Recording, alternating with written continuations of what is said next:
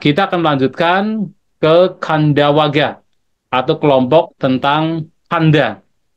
Nah, supaya karena sutanya juga sangat banyak, maka saya ingin memberikan contoh untuk beberapa suta tentang apa yang terdapat di dalam Kandawaga, yang mana salah satu suta dalam Kandawaga ini, bagian Samyutta Nikaya, adalah Nakula Pitu Suta. Dalam Nakula Waga, ada suta namanya Nakula Pitu Suta, yang itu adalah khutbah yang diberikan pertama diberikan oleh Sang Buddha kepada seorang perumah tangga bernama Nakula Pitu, atau ayah dari Nakula, dan juga dilanjutkan secara detail oleh Bante Sariputta kepada perumah tangga Nakula. Ini menarik sekali, karena di bagian itu ternyata diberikan oleh Sang Buddha kepada perumah tangga, bukan kepada para biku. Artinya biasanya dalam sebuah khutbah atau sebuah kelompok khutbah, itu diawali dengan khutbah tertentu, artinya khutbah tersebut memang khutbah yang sangat penting untuk kita memahami. Nah, kita tahu bahwasanya Nakula Pitu adalah seorang perumah tangga yang pada zaman Sang Buddha sangat dikenal. Bahkan sampai sekarang di kalangan umat Buddha, Nakula Pitu itu sangat dikenal. Yang mana dia punya istri yang sering dikenal sebagai Nakula Mata. Nah, kenapa disebut Nakula Pitu, Nakula Mata? Karena kedua orang ini adalah ayah dan ibu dari seorang pemuda bernama Nakula. Maka Nakula Pitu adalah ayah dari Nakula, Nakula Mata adalah ayah ibu dari Nakula.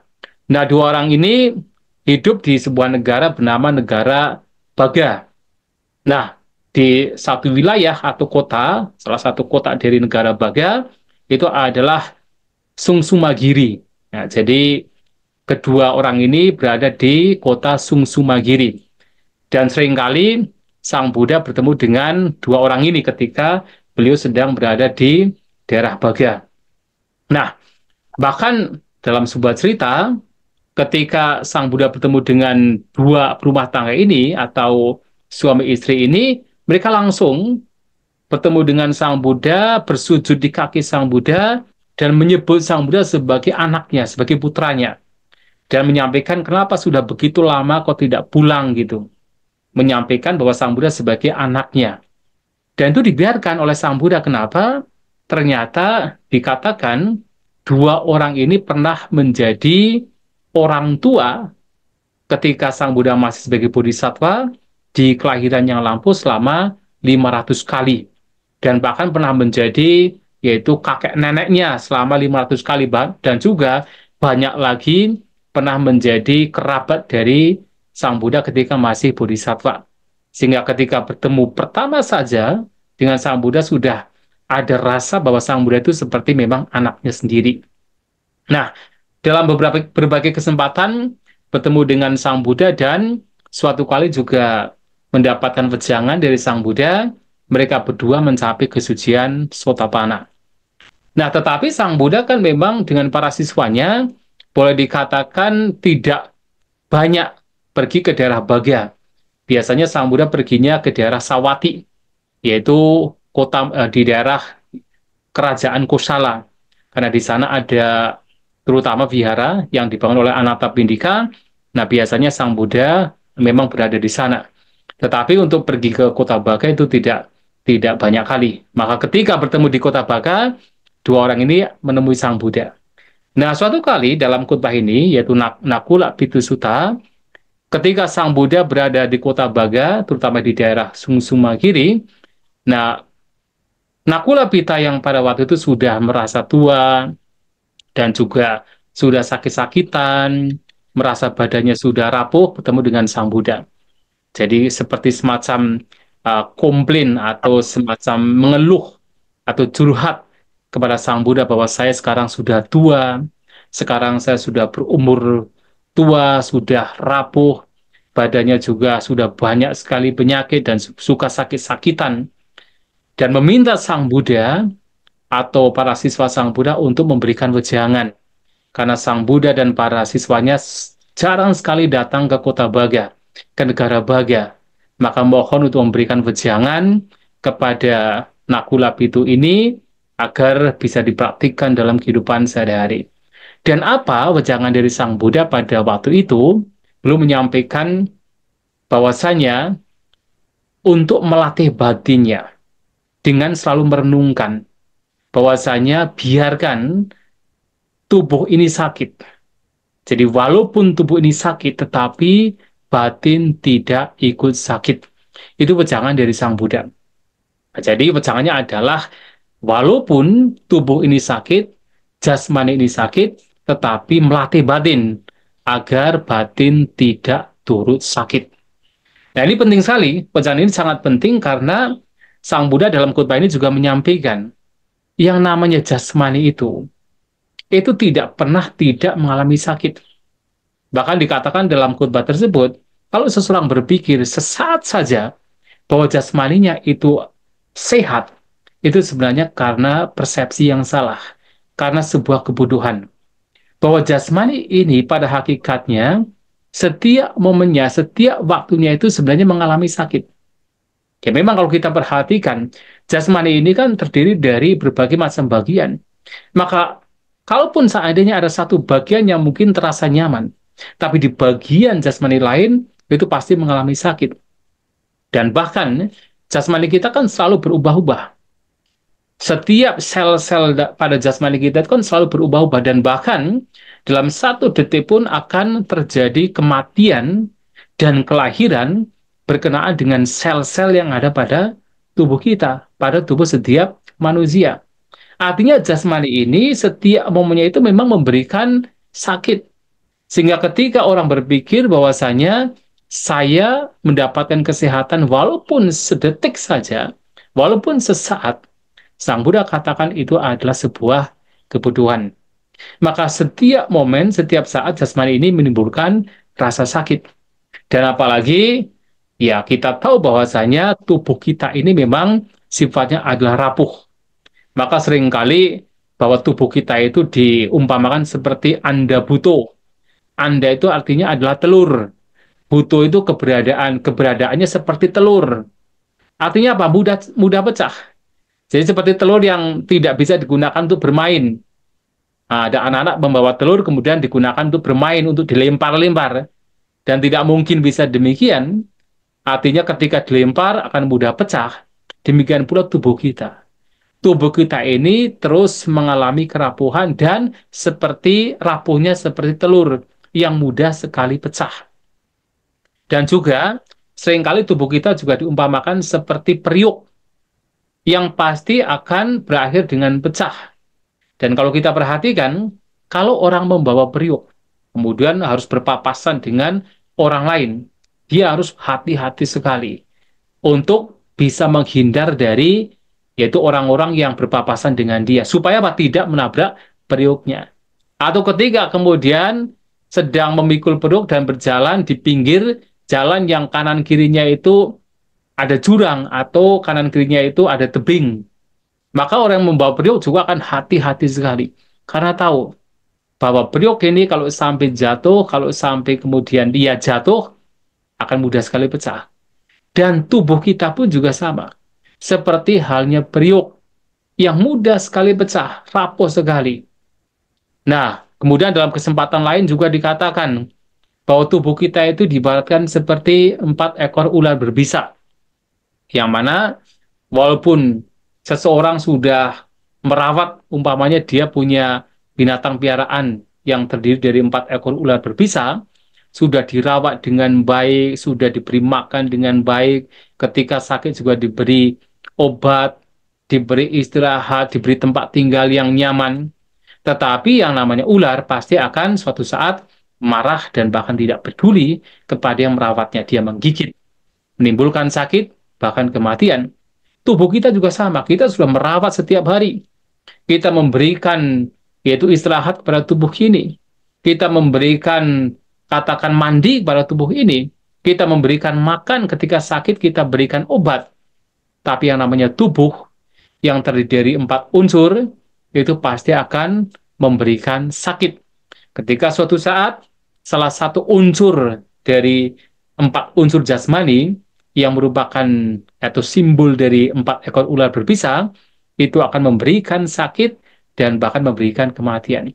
Betapa tubuh ini memang memiliki karakteristik mudah pecah, rapuh, dan memang adalah sarang penyakit. Maka ketika kemudian ada yang berpikir bahwa satu momen saja tubuh ini memberikan kesehatan, sebenarnya itu adalah pikiran yang bodoh. Itu Sang Buddha menyampaikan. Maka, karena tubuh ini memang karakteristiknya memang adalah memberikan sakit, anjuran Buddha Agung kita Sang Buddha adalah perenungan. Walaupun tubuh ini sakit, tetapi batin tidak ikut sakit. Nah, itu yang harus kita renungkan dan ini disampaikan oleh Sang Buddha kepada Nakula Bitung. Mendengar apa yang disampaikan Sang Buddha, wah ini Nakula Bitung puas banget. Jadi dia langsung meninggalkan Sang Buddha, sebenarnya tanpa tahu bahwasanya makna atau maksud yang lebih detailnya itu seperti apa. Tapi kemudian Nakula Bitung mendatangi, yaitu Bantik Sariputta, sebagai siswa Sang Buddha yang terunggul dalam kebijaksanaan, datang kepada beliau dan menyampaikan kepada Bantik Sariputta. Karena pada waktu itu memang Bantik Sariputta juga melihat, oh ini kok Nakula Bitung ini kok apa wajahnya begitu cerah, begitu bahagia, indrianya itu begitu menyenangkan, begitu terang. Ada apa? Apakah baru saja mendengarkan dhamma dari Sang Buddha?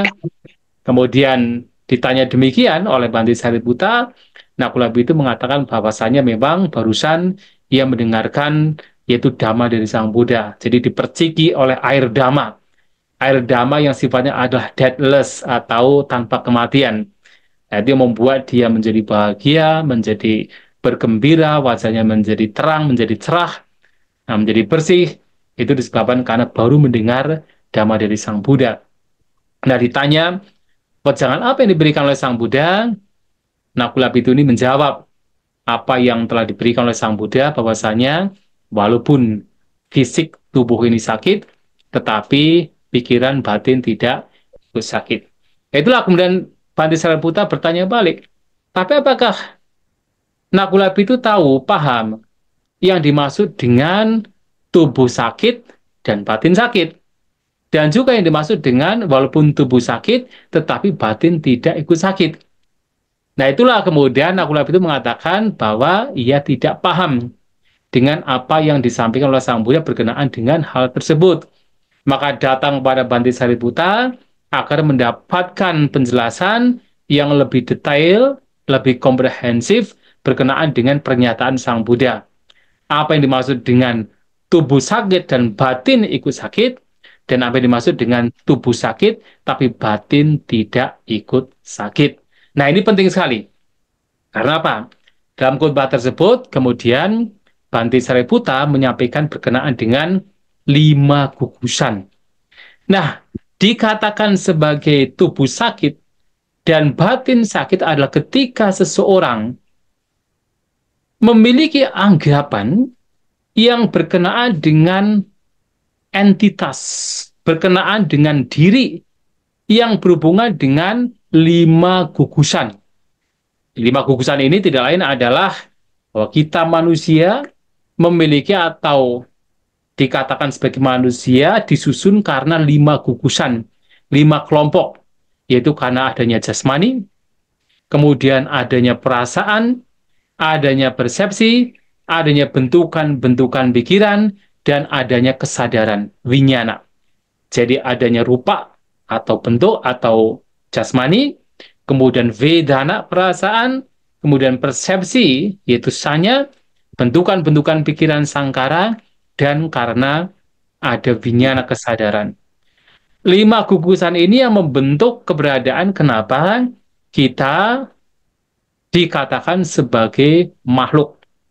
Nah, yang menjadi permasalahan adalah ketika seseorang melihat atau katakan menganggap 5 gugusan ini biasanya dianggap sebagai milik, dianggap sebagai diri, dianggap sebagai entitas, dianggap sebagai makhluk dalam berbagai macam cara. Dan ketika ada anggapan bahwasanya ada diri entitas makhluk berkenaan dengan 5 gugusan ini, maka itulah yang dikatakan sebagai orang yang batinnya sakit. Nah, sekarang bagaimana anggapan demikian kalau dijabarkan lebih lanjut? Maka Bhante Sariputra menyampaikan bahwa setiap gugusan bisa memunculkan berbagai macam anggapan yang mana akan muncul 5 anggapan berkenaan dengan setiap gugusan. Misalnya apa? Berbicara tentang jasmani. Orang dikatakan batinnya sakit, sudah fisiknya sakit, kalau fisik pasti akan memberikan sakit. Nah, tetapi batinnya ikut sakit adalah ketika kemudian orang demikian menganggap yang pertama, bahwa jasmani ini adalah diri. Jasmani ini adalah roh atau diri, self. Ada kan? Kita punya anggapan demikian. Kita menganggap bahwa jasmani itu adalah diri. Jadi rupang atato samanupasati, rupang atato samanupasati, melihat bahwa jasmani itu sebagai diri. Nah, ini kayaknya hampir semua orang dan bahkan semua makhluk, tidak hanya manusia, ada kecenderungan, ada anggapan, bahkan ada pikiran termasuk pandangan bahwa jasmani ini adalah diri. Buktinya apa? Buktinya adalah seseorang mudah sekali melekat dengan jasmani. Ketika jasmaninya mengalami perubahan, apa yang terjadi? Ketika perubahan yang terjadi adalah perubahan yang tidak menyenangkan, dari yang tadinya muda menjadi tua, muncullah penderitaan. Dari yang tadinya sehat menjadi sakit, muncullah penderitaan. Dari yang tadinya hidup, tahu-tahu kemudian harus mengalami kematian, muncul ketakutan. Ketakutan bahwa jasmani ini akan mengalami kematian. Itu terjadi kenapa? Karena ada sebuah kecenderungan bahwa jasmani ini adalah diri. Jasmani ini adalah milik. Jasmani ini adalah aku. Dan kita melihat setiap orang, setiap manusia, setiap makhluk, itu biasanya dari fisik. Dan ketika kemudian melihat itu secara fisikal, yang terlihat oleh mata secara fisik, maka kemudian ada sebuah anggapan yang sangat sangat kuat. Dan kemudian banyak yang kemudian tidak peduli bahwa anggapan tersebut muncul bahwa ada diri berkenaan dengan tubuh orang tersebut, termasuk tubuh ini. Tubuh ini sebagai diri. Nah, anggapan yang seperti ini itu adalah kalau di dalam Dhamma, di dalam praktik pengembangan batin, walaupun di dalam masyarakat sesuatu yang itu sepertinya wajar, sepertinya tidak signifikan, tapi di dalam Dhamma, anggapan bahwa tubuh ini adalah sebagai diri, itu pun juga sebagai bagian dari batin yang sakit. Fisik sakit, batin ikut sakit. Dan ketika batin sakit, menambah fisik menjadi sakit. Bagaimana tidak? Misalnya, ketika tubuh sakit, muncul anggapan tubuh ini adalah diri. Tubuh ini adalah milik. Tubuh ini adalah aku. Apa yang terjadi? Muncul penderitaan baru. Muncul kekhawatiran. Muncul kegelisahan. Gelisah, khawatir, takut dengan tubuh ini yang sakit. Tubuh yang sebagai diri, tubuh yang sebagai milik, tubuh yang sebagai aku, mengalami sakit, dan kegelisahan, kekhawatiran akan muncul berkenaan dengan tubuh. Dan artinya, sudah fisik sakit, batin sakit, menimbulkan sakit lagi terhadap fisik. Itu baru pertama. Menganggap bahwa tubuh ini adalah diri. Itu adalah juga bagian dari sakit batin secara Dhamma. Yang kedua adalah menganggap bahwasanya diri memiliki tubuh. Jadi diri, ada aku, ada self yang memiliki tubuh. Jadi kalau kita katakan mau berdiam diri, kemudian kita memejamkan mata, ada kalanya muncul sebuah anggapan, sebuah pandangan, sebuah persepsi yang halus bahwasanya ada sesuatu yang kekal, ada sesuatu yang permanen, yaitu diri, yang mana tubuh ini dimiliki oleh diri. Tubuh ini bukan sebagai diri, tetapi ada diri, ada self yang memiliki tubuh. Maka disebut rupawantang atanang. Jadi, diri sebagai pemilik tubuh. Dan dalam kitab komentar diibaratkan seperti pohon dengan bayangannya. Bahwasanya bayangan ini adalah milik dari pohon. Jadi pohonnya itu sebagai diri. Kemudian ada bayangannya, dan bayangan ini milik dari pohon ini. Dan di sini adalah bahwa tubuh ini adalah dimiliki atau milik dari diri.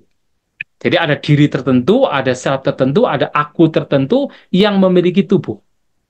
Dan ketika muncul anggapan yang demikian, itu juga anggapan yang dalam dhamma, dalam spiritual, itu sebagai batin yang sakit atau pikiran yang sakit.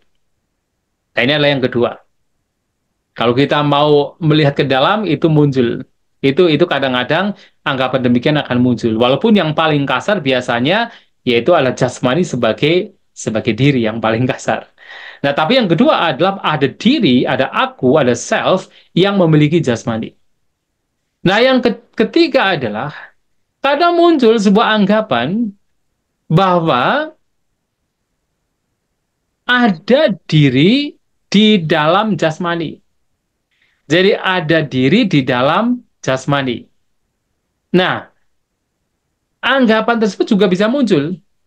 Jadi misalnya kalau kita misalnya dalam meditasi dan memejamkan mata, kita tahu ada jasmani. Jasmani sebagai jasmani. Tapi kemudian ada seakan-akan sebuah diri, sebuah self, sebuah aku yang itu berada di dalam jasmani. Betul tidak? Ketika sedang bermeditasi, kemudian seakan-akan ada entitas tertentu, ada yaitu makhluk atau diri, atau mungkin orang menyebutnya sebagai roh misalnya, yang itu berada di dalam jasmani. Jadi berada di dalam jasmani.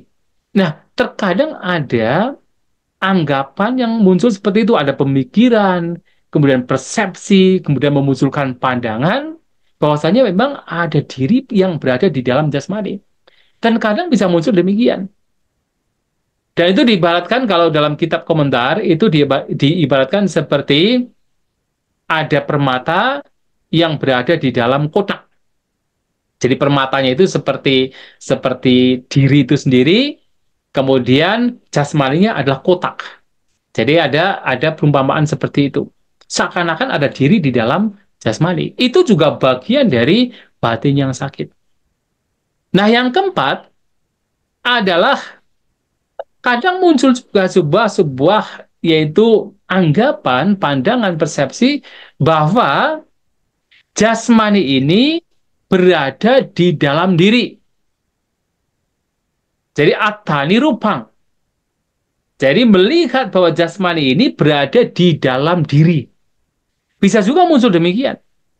Bisa juga muncul seakan-akan bahwasanya ada diri yang besar, ada sebuah entitas yang besar, yang mana jasmani ini adalah milik, atau jasmani ini berada di dalam entitas yang besar tersebut.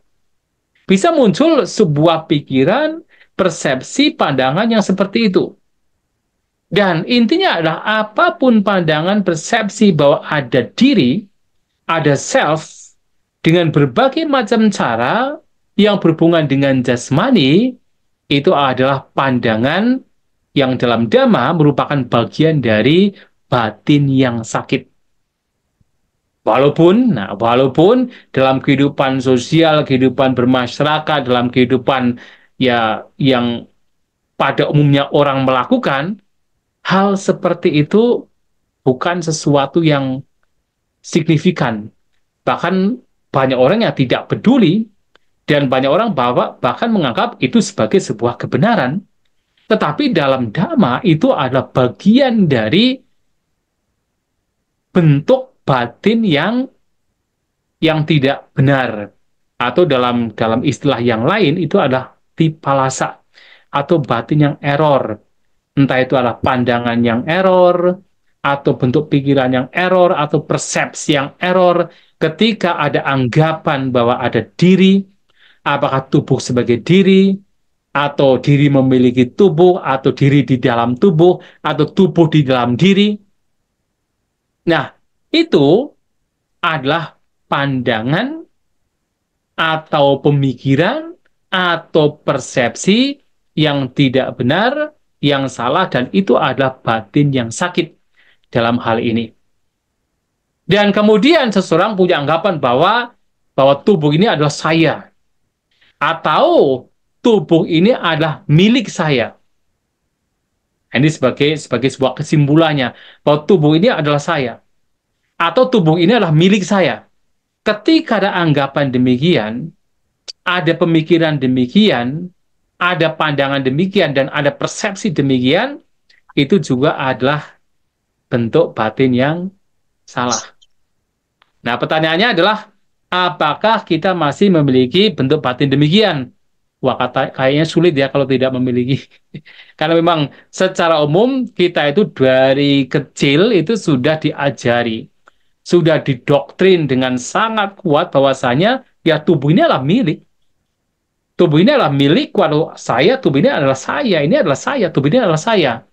Atau tubuh ini adalah milik saya. Sehingga kemudian ketika ada orang lain yang berusaha untuk menghancurkan tubuh ini, oh, marah muncul. Bahkan ketika tidak ada orang lain, ketika tubuh ini mengalami kelapukan, dan memang sewajarnya pasti lapuk, kemarahan juga muncul juga. Kenapa ada anggapan, ini adalah saya, tubuh adalah saya, atau tubuh adalah milik saya, dan itu digenggam dengan erat-erat, dan itu adalah penyebab penderitaan batin. Nah, ini baru berkenaan dengan jasmani. Ketika menganggap jasmani dengan berbagai macam cara sebagai self, sebagai diri, itu adalah batin yang tidak sehat. Walaupun kalau kita mengatakan demikian, berarti hampir semua orang, semua manusia, semua makhluk batinnya tidak sehat. Tetapi itulah realitas. Itulah kenyataan. Nah, ini baru jasmani. Berkenaan dengan perasaan juga sama.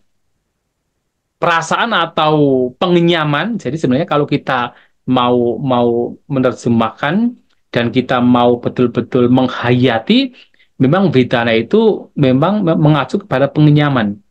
Jadi apa yang kita enyam berkenaan dengan batin dan jasmani. Apa yang kita rasakan, apa yang kita enyam.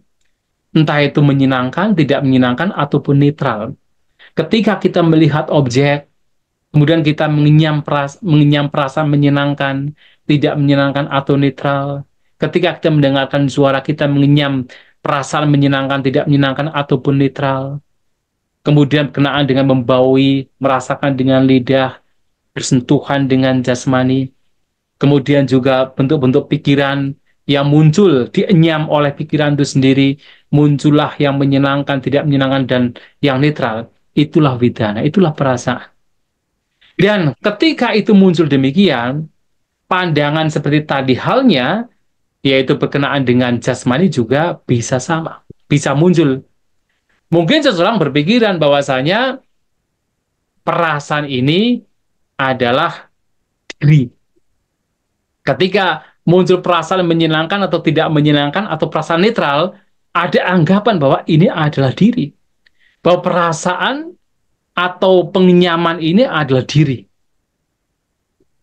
Atau kemudian akan muncul sebuah pandangan bahwa diri ini ada entitas, ada diri yang memiliki perasaan. Jadi perasaan itu berada di luar, kemudian dimiliki oleh sang diri ini. Ada diri yang memiliki perasaan. Bisa muncul persepsi demikian. Benar tidak? Kadang-kadang kalau kita bermeditasi, kita merasakan perasaan menyenangkan atau tidak menyenangkan, kan seakan-akan ada sebuah entitas yang memiliki perasaan. Betul ya? Atau kemudian muncul sebuah pandangan bahwa diri ini Diri ini berada di dalam perasaan. Ketika kita mengalami perasaan entah menyenangkan, tidak menyenangkan, atau netral, kemudian seakan-akan ada diri berada di dalam perasaan tersebut. Ada sebuah aku berada di dalam perasaan tersebut. Atau kemudian balikannya, artinya perasaan tersebut itu berada di dalam sebuah diri yang besar. Perasaannya berada di dalam.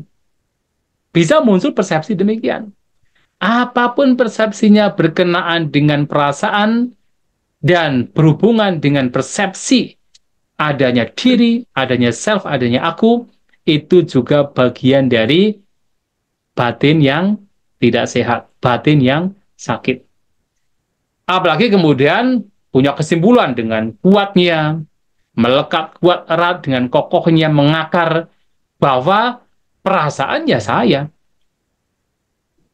dan atau perasaan adalah milik saya. Ya kan, makanya kadang-kadang orang kan marah-marah kan ketika misalnya ada seseorang yang broken heart gitu kan, kemudian dengan marahnya mengatakan, oh kamu telah menghancurkan perasaanku gitu kan. Jadi ada anggapan bahwa perasaan adalah milikku, kamu melakukan sesuatu yang membuat perasaanku hancur. Nah itu kenapa? Anggapan bahwa ada perasaan yang menjadi yang dimiliki oleh entitas tertentu. Atau anggapan bahwa perasaan adalah saya adalah perasaan. Bahwa yang merasakan ini adalah saya. Nah, itu juga anggapan yang salah. Jadi pandangan, pemikiran, persepsi yang salah berkenaan dengan perasaan. Dan itu menjadi, dikatakan dalam Dhamma sebagai batin yang sakit. Nah, sementara kalau sudah fisik menjadi sakit, kemudian batin kita ya menganggap bahwa ini perasaan yang tidak menyenangkan karena fisik sakit, kemudian dianggap ini sebagai milik atau sebagai aku yang sakit, apa yang terjadi? Tambah sakit. Kenapa? Kekhawatiran muncul, kegelisahan muncul, ketakutan muncul, ketidaksukaan muncul, kemarahan muncul, tambah sakit. Makanya apa? Orang sudah sakit gigi, kemudian menganggap bahwa saya sakit, menganggap bahwa ini perasaan saya yang sakit, apa yang terjadi? Ketika ada orang datang, apa bernyanyi-nyanyi, tambah marah. Kenapa? Sudah sakit fisik, kemudian muncul anggapan, pandangan, persepsi bahwa saya sakit, ini perasaanku, perasaan adalah saya yang sedang sakit. Ketika ada orang bergembira, bukannya ikut bergembira, tambah sakit. Terjadi. Itu karena apa? Anggapan yang salah, anggapan yang error disebut vipalasa. Ini perasaan. Persepsi juga sama. Persepsi itu kan sebenarnya pengenalan. Dan ketika seseorang mengenali berkenaan dengan gambar, gambar itu adalah warna, itu adalah persepsi. Ya, jadi apapun yang dikenali, apakah ketika kita melihat objek dengan mata dan kita melihat gambar, gambar melalui mata, ya kita melihat gambar gunung dan sebagainya, itu adalah persepsi. Ketika kita mendengar suara, kemudian kita mengenali suara melalui gambar, kita mendengarkan suara misalnya ada suara mobil dan kita tahu itu mobil melalui gambar mobil dalam batin kita, itu adalah persepsi. Bahkan ketika kita membaui, kita merasakan, kita bersentuhan, dan kita mengenalinya itu melalui gambar, itu adalah persepsi. Termasuk ketika kita berpikir, kemudian ada gambar-gambar yang kita kenali dalam pikiran tersebut, itu adalah persepsi. Dan kadang-kadang itu juga membawa kepada sebuah pikiran yang error, sebuah pandangan yang error, sebuah persepsi yang error, bahwasanya persepsi ini adalah aku. Jadi aku adalah persepsi. Atau persepsi ini dimiliki oleh entitas tertentu, aku, dimiliki oleh aku, oleh diri. Atau ada diri di dalam persepsi. Atau ada persepsi di dalam diri. Bisa terjadi demikian. Atau ketika kita berpersepsi, kita melihat gambar dan sebagainya, maka muncullah sebuah anggapan, inilah aku. Aku adalah persepsi. Atau paling tidak adalah persepsi ini adalah milik sang aku. Apapun pengalamannya berkenaan dengan persepsi dan dianggap dengan berbagai macam cara ada aku di sana, melibatkan aku di sana, melibatkan entitas di sana, itu adalah batin yang error, batin yang tidak sehat. Bisa dipahami ya? Bisa ya? Nah, tidak hanya persepsi, bentukan-bentukan pikiran juga sama. Yang mana itu juga menimbulkan, yaitu terutama empat yang pertama, empat jenis, yaitu pandangan bahwa ada aku. Ketika muncul bentukan pikiran apapun itu, entah itu keserakahan, atau kebencian, atau pikiran yang damai, terkonsentrasi, tanpa disadari kadang-kadang muncul sebuah anggapan, sebuah persepsi bahwasanya pikiran ini adalah aku. Kita bermeditasi muncul batin terkonsentrasi. Tanpa disadari ada sebuah anggapan, persepsi bahwa aku terkonsentrasi. Ada aku yang merupakan konsentrasi itu sendiri. Bentuk pikiran konsentrasi sebagai aku. Atau kemudian bahwa konsentrasi itu sebagai bentuk pikiran itu milik dari aku. Atau kemudian muncul persepsi bahwa aku di dalam bentuk pikiran tersebut. Ada aku tertentu berada di dalam bentuk pikiran. Atau kemudian muncul persepsi bahwa ada aku yang menyelubungi bentuk pikiran tersebut. Jadi bentuk pikiran itu adalah di dalam sebuah aku. Persepsi adanya aku. Atau kemudian muncul pandangan bahwasanya ya ini menjadi kuat dari berbagai macam, yaitu tadi yang empat pertama, kemudian muncullah pandangan bahwa ya bentuk pikiran adalah aku. Atau bentuk pikiran tersebut milik dari aku. Itu bisa muncul demikian. Nah, itu juga sebagai pandangan yang error, pandangan yang salah atau disebut vipalasa. Dan itu adalah batin yang sakit. Sudah visi sakit, batinnya juga menjadi sakit. Dan tidak hanya berkenaan dengan bentukan pikiran, kesadaran juga sama. Ketika salah satu dari enam indera kita di situ merespon objek-objeknya masing-masing, kemudian di sana muncul kesadaran, bisa juga anggapan yang begitu kuat mengakar muncul bahwa kesadaran adalah diri. Kesadaran adalah aku. Aku adalah kesadaran. Atau kemudian bahwa ada kesadaran ini adalah milik aku. Ada aku yang memiliki kesadaran. Atau kemudian ada anggapan, persepsi, pandangan seakan-akan ada aku, ada diri di dalam kesadaran. Maka seringkali kan, kemudian orang ketika bermeditasi, oh Bante, kadang bertanya, Bante, kenapa ya? Pada saat saya bermeditasi kan sudah seperti ada yang melihat objek.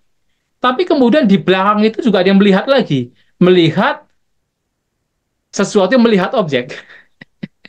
Itu sebenarnya apapun itu adalah sebuah persepsi, anggapan bahwasannya ada aku.